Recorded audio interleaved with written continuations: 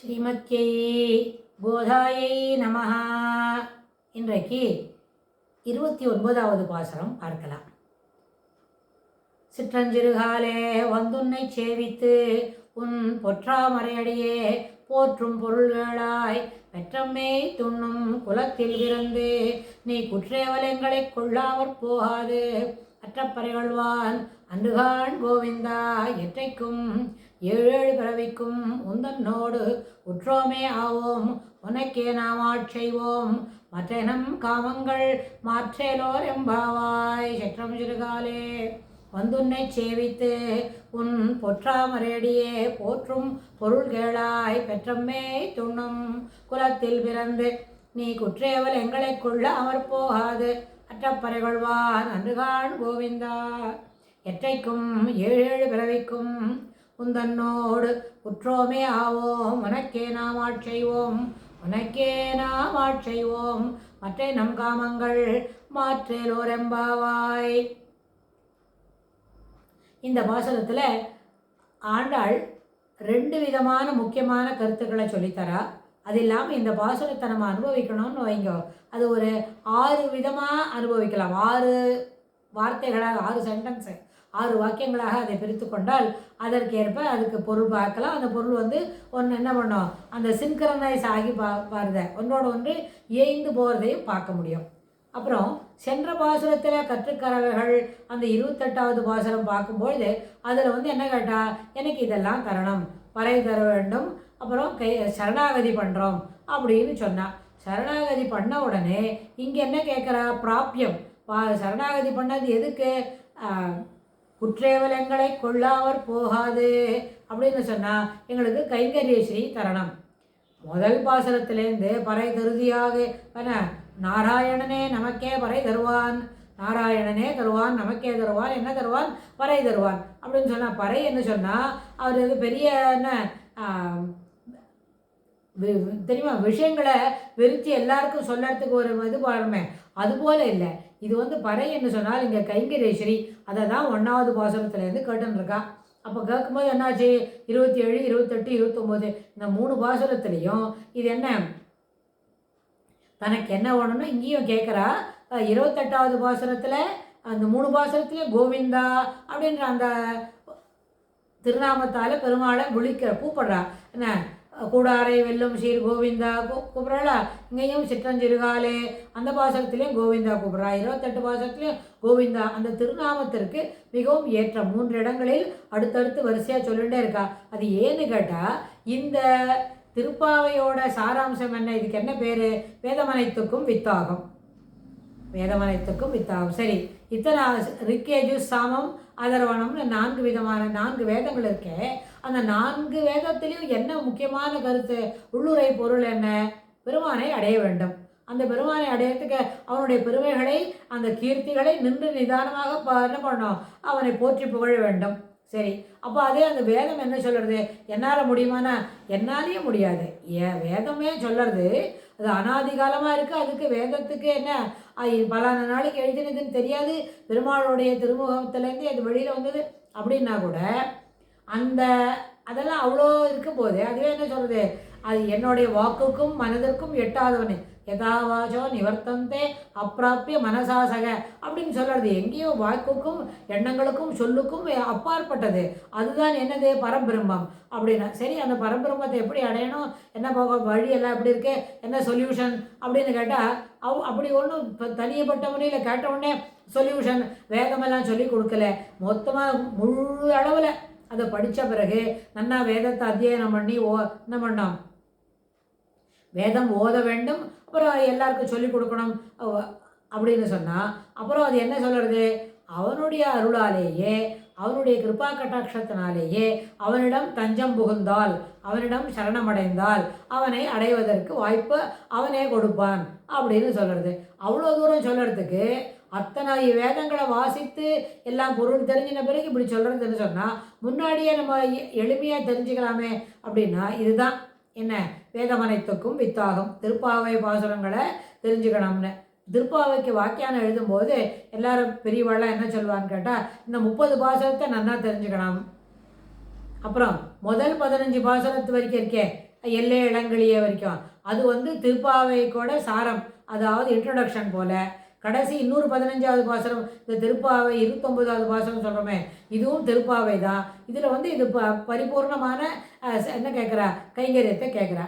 28வது பாசுரத்தில் சரணாகதி பண்ணிவிட்டா என்ன வேணும், பலானது வேணும்னு கேட்டு தெரிஞ்சுட்டா. ஆனால் இதுக்கு முன்னாடி 26, 27லாம் கோல விளக்கே கொடியே விதானமே எல்லாம் கொடுக்கணும். ஒன்றால் முடியாததுன்னு ஒன்றும் கிடையவே கிடையாது. ஏன்னு சொன்னால் ஆளுநிலையாய் அருள், இத்தனை பெரிய உலகத்தை 7, 14 உலகத்தையும் முழுங்கிட்டு அதை வந்து வயிற்றுக்குள்ளே வச்சுட்டு உதரத்தில் அதை காலை மடிக்கிட்டு ஒரே ஒரு கட்டவரை தூக்கி வாய்க்குள்ளே வச்சுட்டு அது எல்லாத்துக்கும் மேலே ஒரு சின்ன ஆலை இலையில் ஒருத்தனால் படுத்துக்க முடியும் அப்படின்னு சொன்னால் அவனுக்கு போய் இதெல்லாம் கோல விளக்கே கொடியே விதானமே இதெல்லாம் தர முடியுமா என்ன, முடியாது போகுமா என்ன அப்படின்னா, பெருமாள் எனக்கு என்ன இதெல்லாம் முடியுமா என்ன, எங்கிட்ட இருக்கிறதே ஒரு சங்கு தான், 4 சங்கு கேட்குற அப்படின்னு சொன்னால் அதெல்லாம் முடியாதெல்லாம் இல்லை. ஏன்னா ஆளின் நிலையாய் அருள்.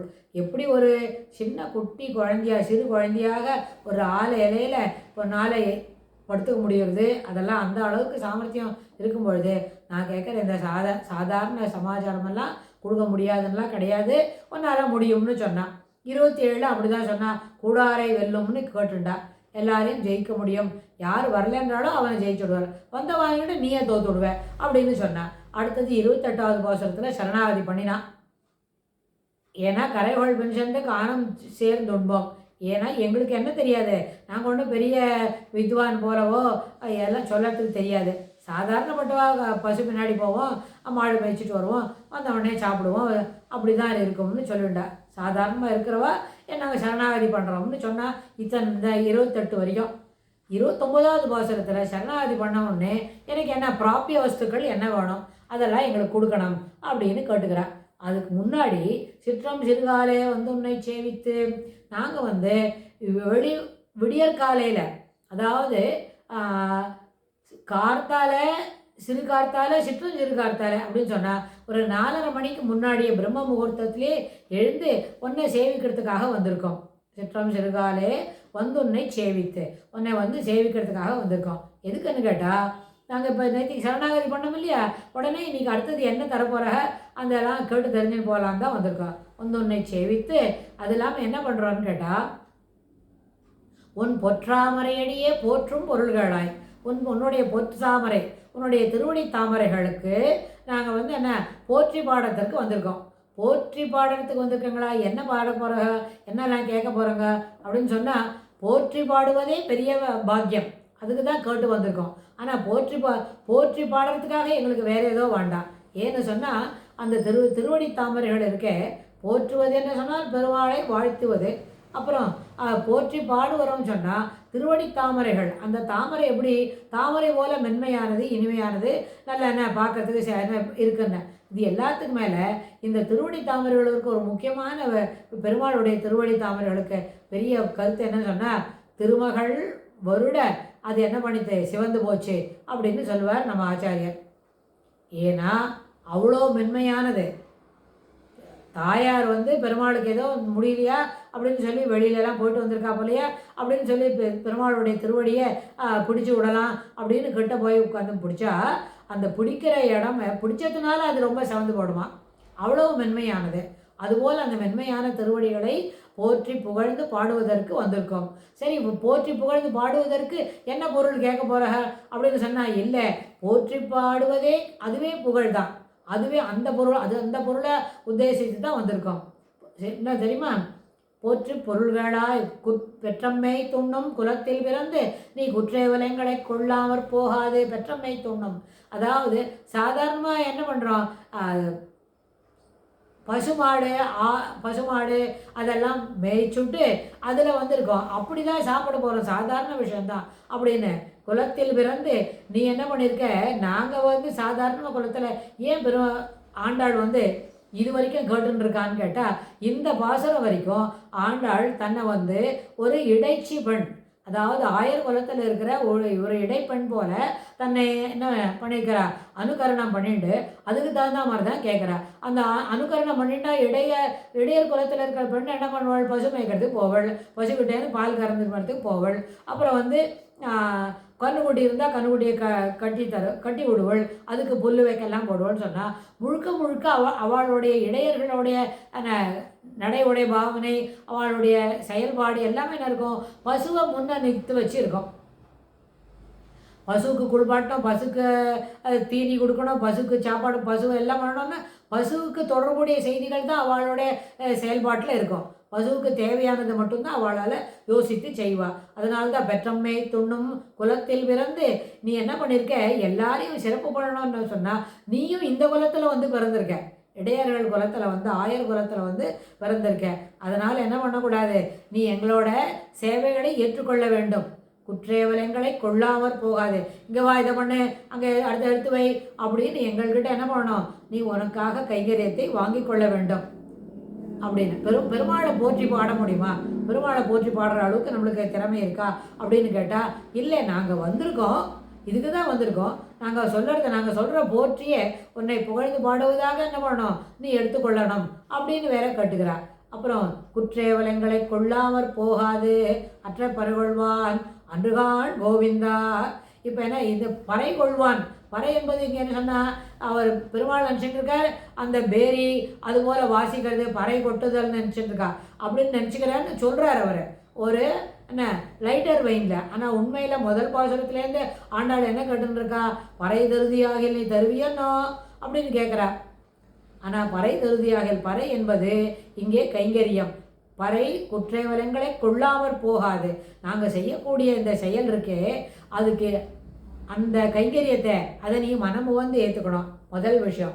ரெண்டாவது, இந்த கைங்கரியம் பண்ணுறோம்னு எங்களுக்கு ஒரு கர்வம் வந்து நம்மள தான் பெருமாளுக்கு கைங்கரியம் பண்ணுறதுக்கு வந்திருக்கோம், நாம் மட்டும்தான் இதை கேட்குறோம் அப்படின்னு சொல்லி ஒரு கர்வம் வருமே, அது எங்களுக்கு வராமல் நீ எனக்கு பயங்களை பார்த்துக்கணும். குற்றேவலங்களை கொள்ளாமற் போகாது அற்றா பறைகொள்வான் அன்றுகான் கோவிந்தா. சரி, இதெல்லாம் ஆச்சே என்னத்துக்குன்னு கேட்டால் எத்தனையோ நாளாக நம்ம பண்ணிட்டு இருக்கோம். ஆனால் அந்த ஜீவாத்மாவுக்கும் பரமாத்மாவுக்கும் என்ன தொடர்பு அப்படின்னு கேட்டால் 28வது பாசுரத்தில் என்ன பண்ணா, சரணாகதி பண்ணிவிட்டா. அது என்ன கிடைக்கணுமோ அது சரணாகதி பண்ணிவிட்டா. அதுக்கு அடுத்தது பிராப்பியம், ஒரு விஷயத்தை செய்தால் அதுக்கு என்ன தொடர்பு உடையது, என்ன சரணாகதி பண்ணால் அடுத்தது பெருமாள் நம்மளை என்ன பண்ணணும், ஏற்றுக்கொள்ள வேண்டும். அப்படின்னா அந்த பிராப்பியம் என்னவோ அதை தான் இங்கே தேவையாக ஆண்டாள் பெருமாள்கிட்ட கேட்டு வாங்கிக்கிற, கண்டிப்பாக கொடுக்கணும் அப்படின்னு கேட்குறா. என்ன எற்றைக்கும் 7 பிறவிக்கும் உந்தொன்னோடு உற்ற. அப்போது அற்றை பறைகொள்வான் அன்றுகான் கோவிந்தான்னு சொன்ன பிறகு அங்கே என்ன இருக்குது, எதுக்குன்னு கேட்டால் இந்த கைங்கரேஸ்வரி பறைகொள்வான் நாங்கள் செய்யக்கூடிய சேவைகளை நீ மனமும் வந்து ஏற்றுக்கணும். அதுக்கப்புறம் இந்த ஜீவாத்மாவுக்கும் பரமாத்மாவுக்கும் தொடர்பு இந்த ஒரு ஜென்மத்தில் மட்டும்தானா அப்படின்னு கேட்டால் 7 பிறவியாக தொடர்பு இருந்துகிட்டே தான் இருக்குது. ஆனால் அப்போல்லாம் எனக்கு தோணவே இல்லை, சரணாகதி பண்ணணும், பண்ணிட்ட உடனே பெருமாள்கிட்ட எனக்கு என்னுடைய கைங்கரியத்தை ஏற்றுக்கணும்னு கேட்கறதுக்கே தோணவே இல்லை, அப்படி ஒரு எண்ண ஓட்டங்களே வரல. ஆனால் இப்போ இந்த பிறவியில் வந்திருக்கு, வந்த உடனே சரணாகதி பண்ணின உடனே என்னுடைய கைங்கரியத்தை நீ ஏற்றுக்கொள்ள வேண்டும், எனக்கு கைங்கரேஸ்வரியை தந்தருள வேண்டும் அப்படின்னு கேட்டுக்கிறார். என்றுகான் கோவிந்தா எற்றைக்கும் 7 பிறவிக்கும். எத்தனை 7 பிறவிக்குன்னு சொன்னால் 7 49 777 அப்படின்னு சொன்னால் எத்தனை பிறவியாக இருந்தாலும் அதில் என்ன செய்யணும், எங்களுடைய அத்தனை பிறவிக்கும் எங்களுடைய கைங்கரியத்தை ஏற்றுக்கொள்ள. 7 பிறவிக்கும் முன்னோடு உற்றவையாவோம், உனக்கே நாம் செய்வோம். என்ன பண்ணோம், உனக்கே உற்றவர்களாக இருப்போம். வெளியில் இருக்கிறவாளெல்லாம் கிடையாது, எங்கேயோ தாண்டி போயிடுவோம்னு நினைக்காத. இந்த ஜீவாத்மாவை ஏற்றுக்கொள்ள வேண்டியது உன்னுடைய கடமை. ஏன்னா சரணாகதி பண்ணவனுக்கு பெருமாள் என்ன சொல்ல மாட்டார், மாட்டேன் இல்லை அப்படிலாம் சொல்லவே மாட்டார். எந்த உலகத்தில் இருந்தாலும் பெருமாள் நம்ம சரணாகதி பண்ணுற வரைக்கும் காத்துன்னு இருப்பார். சரணாகதி பண்ணியாச்சுன்னு சொன்னால் அதுக்கப்புறம் என்ன நம்மளுக்கு தேவைகள் இருந்தாலும், என்ன தேவைகளை அனுபவிப்பதற்கு இந்த ஜீவனுக்கு இந்த சரீரத்தில் இருக்கும்போது தகுதி உண்டோ அது எல்லாவற்றையும் ஒரு சின்ன ஒரு அயோட்டா கூட குறைபாடு இல்லாமல் கொடுத்துடுவார். அது எப்படி, அன்றுகான் கோவிந்தா அன்னைக்கு இல்லை, எற்றைக்கும் 7 பிறவிக்கும். இன்னைக்கு தான் சரணாகதி பண்ணோம் இல்லை, இதுக்கு முன்னாடி பிறவிலேருந்தே நம்மளுக்கு தொடர்பு இருக்குது. உந்தன்னோடு உற்றோமே ஆவோம். இன்னைக்கு இருந்தாலும் சரி, இன்னும் 7 பிறவிக்கு இருந்தாலும் சரி, உனக்கே நாம் ஆட்சேபம், உனக்கு மட்டும்தான் தொண்டு செய்வோம். உனக்கு செய்யக்கூடிய தொண்டை நீ எப்படி எடுத்துக்கணும், சிறப்பாக எடுத்துக்கணும். அது பசங்க நம்மளுக்கு வந்திருக்கு, நம்மளுக்கு கைங்கரியம் பண்ணுறதுக்கு வந்திருக்கு அப்படின்னு சொல்லி வந்திருக்கிற பிள்ளைங்களோட அந்த கைங்கரியத்தை ஏற்றுக்கொள்ள வேண்டும். எல்லா பிறவியிலும், இன்றைக்கும் முன்பிறவிலும் வருகின்ற இருக்கிற பிறவிலும் வந்து வரப்போகிற பிறவிகளிலும் உனக்கே நாம் ஆட்செய்வோம். மற்ற இனம் காமங்கள், இதில் மற்ற இனம் காமங்கள் தான் ஒரு முக்கியமான வார்த்தை. அப்படின்னு கேட்டால், இப்போ நான் தான் உனக்கு கைங்கரியம் பண்ணுறேன், எனக்கு தான் நன்னா கிடச்சிருக்கு அப்படின்னு நினைக்கிறத, அந்த ஒரு வேகம் இருக்குமே, அதையும் என்னிடத்தில் இருந்து மாற்று. இந்த வேகம் இருக்கே, எனக்கு தான் கிடைக்கும்ன்ற அந்த ஒரு உள்ளுக்குள்ள ஒரு கர்வமாக, அது கர்வமாக இருந்தால் கூட நம்ம பெரியவாள்லாம் சொன்னது அது என்னது, அது ஏற்புடையது தான். ஒரு வகுப்பில் கணக்கில் 100 மார்க் வாங்குறவனுக்கு என்ன ஒரு மனசுக்குள்ள தெம்பு சந்தோஷம் இருக்குமோ அதுபோல் இதுதான். ஆனால் இது பெருமான்கிட்ட இருக்கிறதுனால அதை வெளியில் காட்டிக்க வேண்டாம், அதை பற்றி இல்லை. நம்ம மனசுக்குள்ளே இருக்கிறதே சுவாமிக்கு தெரியும் தான். அதனால் கைங்கரியம் பண்ணுறதுக்கு நம்மளுக்கு கொடுப்பின்னு இருக்கு. அதுக்கு உண்டான சரணாகதியை நேற்று தான் பண்ணியிருக்கோம். பெருமாள் நம்மளுக்கு எனக்கு கொடுத்துட்டார், சரணாகதி பண்ணிட்டோம் அப்படின்னு சொல்கிறதுனால கைங்கரேஸ்வரியை கொடுத்துருக்கார். அந்த கைங்கரேஸ்வரியை கொடுத்ததுனால மற்ற இனம் காமங்கள் மாற்று. நான் தான் நாக்கம் கைகறி பண்ணுறேன், என்னால் தான் இந்த வேலையெல்லாம் நடக்கிறது அப்படின்னு நினைக்க விட்டாம அந்த எண்ணங்களை மாற்றி என்னை அண்ண சொல்ல வேண்டும், தொண்டராக ஏற்றுக்கொள்ள வேண்டும். அடியனுடைய கைங்கரியத்தை மனப்பூர்வமாக உவந்து ஏற்றுக்கொள்ள வேண்டும் அப்படின்னு இந்த பாசுரத்தில் ஆண்டாள் பெருமாள்கிட்ட விஞ்ஞாபிக்கிறார். பெருமாள் அதை மனமை வந்து ஏற்றுக்கிறார். ஏன்னா இந்த பாசுரம் வரைக்கும் தான் ஆண்டாள் வந்து தன்னை என்ன பண்ணியிருக்கிறார், ஆயர் குலத்து பெண் இப்படி தான் நம்ம இருக்கணும் அப்படின்னு. ஆயர் குலத்து பெண் எப்படி பெருமாள்கிட்ட என்ன கைங்கரியங்களை கேட்டு வாங்குறா, அந்த யமுனா நதி தீரத்தில் எப்படி நோன்பு நோக்க வேண்டும், அங்கே போய் தோழிகளோட எப்படி இருக்கோம், நம்ம எல்லாரும் வந்திருக்கதே 5 வயசு பசங்க, அதுபோல தான் நம்ம எப்படி அவர்கிட்ட விரும்பி கேட்டுக்கிறோம் அப்படின்னு இது எல்லாத்தையும் சொல்கிறா. கடைசி இந்த 26, 27, 28, 29 இந்த பாசுரத்துல எல்லாம் வேதாந்த அர்த்தங்களை உட்புகுத்தி அந்த ஒரு வார்த்தைக்கு வேதாந்த பொருள் கிடைக்கும். அதனால தான் பெரியவாள் என்ன சொன்னா, வேதம் அனைத்துக்கும் வித்தாகும் அப்படின்னு சொன்னதுனால அந்த மாதிரி பொருள் கொடுக்கறது. ஆனால் ஒரு சின்ன பொண்ணு தான், 5 வயசு பொண்ணு தான், அது என்ன பண்ணிட்டு அந்த குழந்தை முதல்லேருந்து வரிசையாக சொல்லிட்டு வந்தது. அப்போல்லாம் சொல்லலை உனக்கே நாம் ஆட்செய்வோம் அப்படின்னு முதல்ல பாசுரத்தில் சொல்லலை, நாராயணனே நமக்கே பறை தருவான் அப்படின்னு தான் சொன்னான். ஆனால் இன்னைக்கு வந்து பறை கொடுக்கும்பொழுது உனக்கே நாம் ஆட்செய்வோம், உனக்கே நாம் ஆட்செய்வோம் அப்படின்னு சொன்னால் எப்பொழுதும் உனக்கு தொண்டு செய்பவனாக இருக்க வேண்டும். ஆனால் அந்த செய்யும் தொண்டு என்ன பண்ணோம், அதற்குண்டான காமங்களை மாற்றி அருள வேண்டும். காமங்கள் என்றது என்ன சொன்னால் வேகம், ஒரு ஆசை, நான் தான் பண்ணுறேன் அப்படின்னு ஒரு கர்வம். அந்த கர்வத்தை என்கிட்ட மாற்றி உனக்கு தொண்டு செய்வதே எனக்கு பெரும் மகிழ்ச்சி அப்படின்ற அந்த எண்ணத்தை என்கிட்ட வளர்த்து கொடுக்கணும் அப்படின்னு ஆண்டாள் இந்த பாசுரத்தில் பிரார்த்திச்சுக்கிறார். பெருமாள் இதுக்கு அனுகிரகம் பண்ணுறார். இந்த பாசுரத்தோட உள்ளுரை பொருளை அடுத்த பதிவில் பார்க்கலாம். ஆண்டாள் திருவடிகளே சரணம்.